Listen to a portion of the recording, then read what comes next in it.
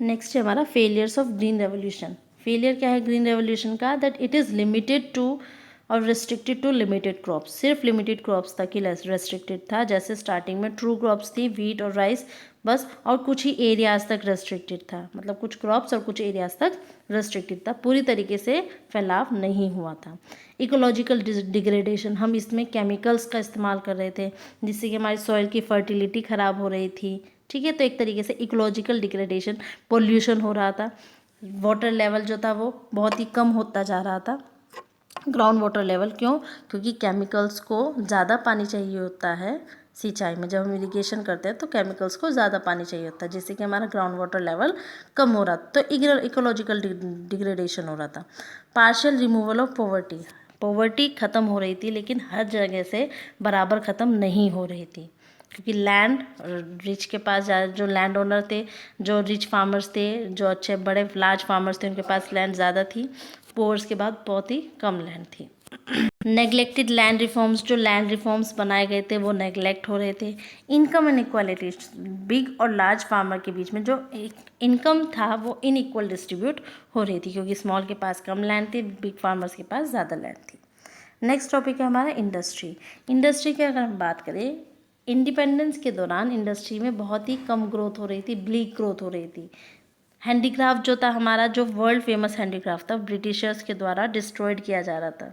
Britishers का use करते discriminatory tariff policy, मतलब कि इंपोर्ट, अगर हम हैंडीक्राफ्ट को एक्सपोर्ट करें तो उस पर ज़्यादा टैक्सेस देना पड़ता था, और अगर बाहर से अगर रॉ मटेरियल बाहर जा रहा है, ब्रिटिशर्स बाहर भेज रहे हैं रॉ मटेरियल या फिनिश्ड गुड अंदर आ रहा है, तो उन पर बहुत ही कम टैक्स होता था।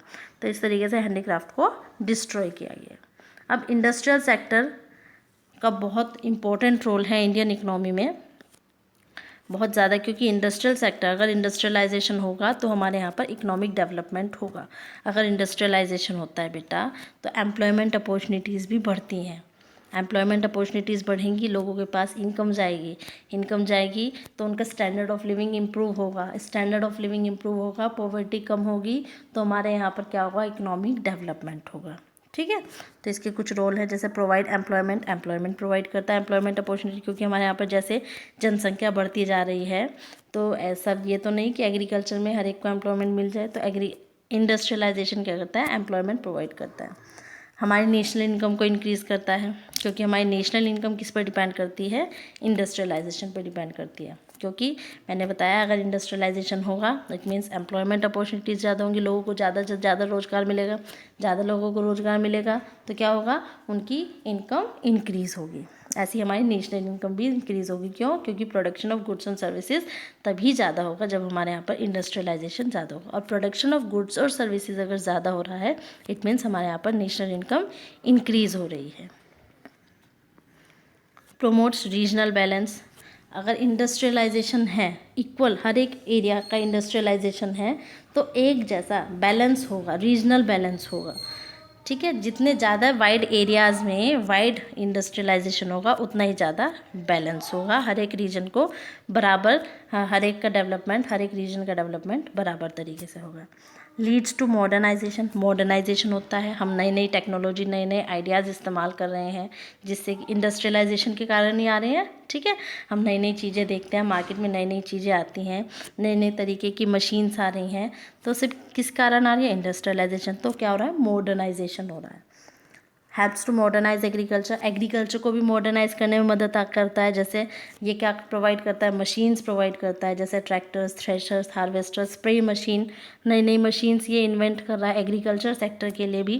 तो इससे क्या हो रहा है बेटा, प्रोडक्शन तो बढ़ रहा है, ठीक है, और क्या कहते हैं, मॉडर्नाइजेशन भी साथ के साथ एग्रीकल्चर का हो रहा है। ग्रोथ ऑफ अर्बनाइजेशन, इंडस्ट्रियलाइजेशन जहाँ हो रहा है, अगर मान लो एक जगह इंडस्ट्री सेटअप की गई है तो उसके आसपास काफ़ी चीज़ें बननी शुरू हो जाती हैं, जैसे ट्रांसपोर्टेशन बढ़ता है, ट्रांसपोर्टेशन फैसिलिटीज़ बढ़ जाती हैं, रोड्स वगैरह बन जाएंगी, कम्युनिकेशन फैसिलिटीज़ बन जाएंगी।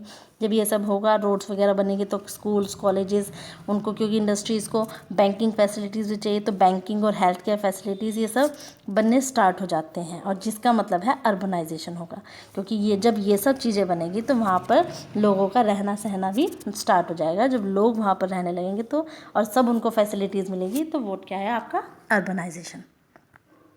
हाई पोटेंशियल ग्रोथ के लिए बहुत पोटेंशियल है। इकोनॉमिक ग्रोथ जो होती है वो इंडस्ट्रियलाइजेशन पे ही डिपेंड करते हैं, एक दूसरे को कॉम्प्लीमेंट करते हैं। इंडस्ट्रियलाइजेशन होगा तो इकोनॉमिक ग्रोथ भी होगी। की टू हाई वॉल्यूम एक्सपोर्ट, जब इंडस्ट्रियल प्रोडक्शन इंक्रीज होता है तो उससे क्या होता है, एक्सपोर्ट हम ज़्यादा से ज़्यादा कर सकते हैं, गुड्स और सर्विसेज को एक्सपोर्ट भी कर सकते हैं, जिससे कि गवर्नमेंट का रिवेन्यू बढ़ता है।